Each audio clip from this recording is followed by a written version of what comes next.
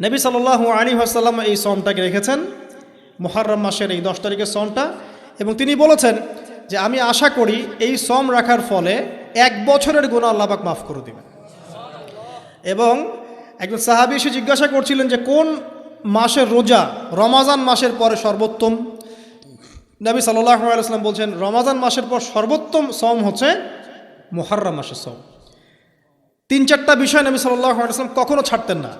ফজরের আগের 2 রাকাত সুন্নাত, মাসের 3 দিন রোজা রাখা আইয়ামে বীজের, তারপরে আপনার আরাফার সওম, এবং এই যে মুহররম মাসের সওম। এই সওমগুলো নবী সাল্লাল্লাহু আলাইহি ওয়াসাল্লাম কখনো ছাড়তেন না।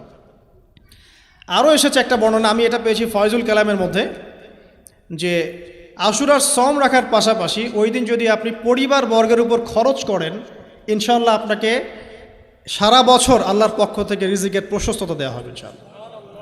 তো পরিবার বর্গের প্রতি আপনি খরচ করতে পারেন। নবী সাল্লাল্লাহু আলাইহি ওয়াসাল্লাম বলেছেন যে ইহুদিরা একদিন রাখে, 10 তারিখে সওম রাখে। আমি যদি বেঁচে থাকি ইনশাআল্লাহ আগামী বছর 9 তারিখ বা তার পরে, কোনো বর্ণনা এসেছে একদিন আগে 9 তারিখে সওম রাখবো। তো আমরা 2টো রাখার চেষ্টা করবো। কয়টা? 2টো, হয় 9-10 অথবা 10-11 ইনশাআল্লাহ। আশা করা যে 1 বছরের গুনাহ আল্লাহ পাক মাফ করে দেবেন ইনশাআল্লাহু তাআলা।